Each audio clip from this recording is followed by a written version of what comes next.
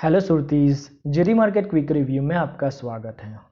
आज हम the Morgan Stanley the bullish on the mid cap IT stocks means आज हम मॉर्गन स्टैनली ने कौन से मिड कैप आईटी स्टॉक्स को बुलिस रेटिंग दिया है उसके बारे में बात करेंगे।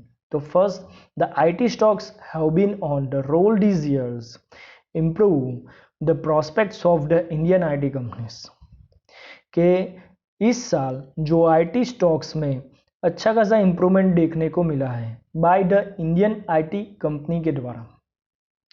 फिर बात करें, the Nifty IT index has been and the outer performer these years with select the large cap and mid cap stocks leading the rally के दिस साल निफ्टी आईटी इंडेक्स में आउटर परफॉर्मेंस दिखाई दिया है और Nifty IT index select the large cap and mid cap stocks जिसकी वजह से लीडिंग द रैली दिखाई दे रही है।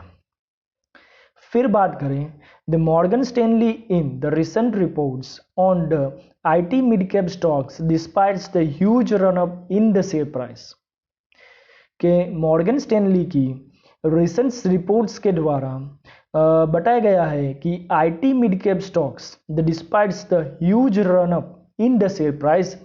ओके, फिर बात करें तो it expects the revenue beats and raise the cycle to continue for the select the mid cap stocks for the माइंट्री company कि जो मिड कैप आईटी स्टॉक्स है जो रेवेन्यू बीट करती है and raise the cycle to continue for the select the mid cap stocks for the Mindtree IT service company है। फिर बात करें कंपनी प्रोफाइल के, the माइंट्री company incorporated in 18 August 1999 and the company market capitalization is 49,718 crore। Means जो माइंट्री IT service related इस company है जो incorporate हुई थी 18 अगस्त 1999 को और वो एक मिड कैप कंपनी है जिसका कैपिटलाइजेशन 49,718 करोड़ है। द माइंट्री कंपनी के मैनेजिंग डायरेक्टर मिस्टर डेबोजिस चैटर्जी है and the माइंट्री company the headquarters in the Bangalore in India के इंडिया के बैंगलोर में उसका हेडक्वार्टर है। फिर बात करें, the माइंट्री limited is and the international information technology consulting and the implementations company that deliver the business solution through the global software development कि जो माइंट्री लिमिटेड कंपनी है जो international information technology consulting and implementations company है जो business जो global software developments में solutions provide करती हैं। फिर बात करें, it is the part of the Larsen and Toubro's group means Mindtree company this is L and T is a parts of the L and T group. फिर बात करें बिजनेस प्रोफाइल के बारे में, the माइंट्री company operates in the 5 segments कि वो 5 segments में operate करती है। First one is RCM retail सीपीजी and manufacturing, BFSI means the banking, financial service and insurance. Third one is TMS means technology, media and service. Fourth one is TH means travel and hospitality and others companies means segments में operates करती है।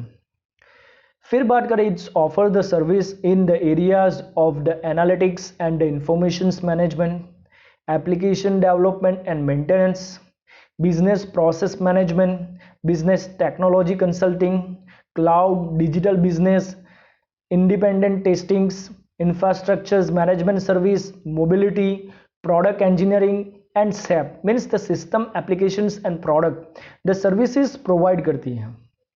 फिर बात करें financials overview के बारे में, तो कंपनी के ये बारे में ये आपको पता होना चाहिए क्योंकि फाइनेंशियल्स से ही पता चलती है कि कंपनी का ग्रोथ और आगे कितना जाएगी। तो हम फाइनेंशियल ईयर्स 19, 20 एंड 21 की कंपैरिजंस करेंगे। उसमें फर्स्ट देखेंगे revenue, second is net profit, third is EPS and fourth one is ROE. Rupees in crore में है।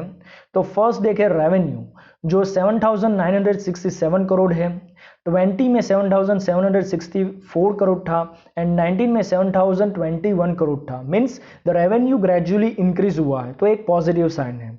नेट प्रॉफिट की बात करें तो 21 में 1,110 करोड़ है, 20 में 630 करोड़ था एंड 19 में 754 करोड़ था। मीन्स 20 में डाउन हुआ है, लेकिन 21 में 1,100 के करोड़ के करीब था, मीन्स इंक्रीज हुआ है। ईपीएस की बात करें तो 67.44, 20 में 38 था एंड 19 में 45 था। मीन्स 21 में 20 की कंपैरिजन में इंक्रीज हुआ है। आरओई की बात करें तो 25.71 है, 20 में 19.98 था एंड 19 में 22 के करीब था। मीन्स 20 की कंपैरिजन 21 में आरओई इंक्रीज हुआ है। तो फाइनेंशियल्स रिपोर्ट्स पॉजिटिव साइन दिखाई दे रहा है, तो ये एक अच्छी बात है। तो ये सब चीज़ आपको पता होनी चाहिए। फिर बात करें तो शेयर होल्डिंग्स के बारे में, तो माइंडट्री जो कंपनी है उसमें प्रमोटर्स की होल्डिंग्स 61.02% है।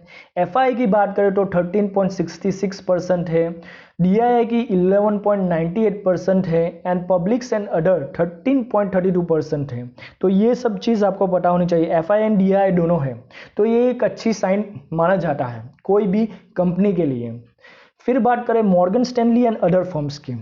ये वीडियो बनाने का मकसद यही था कि आपको पता चले कि रिसर्च फर्म्स इसके बारे में क्या बात कर रहे हैं। तो ये mid cap IT stocks company है।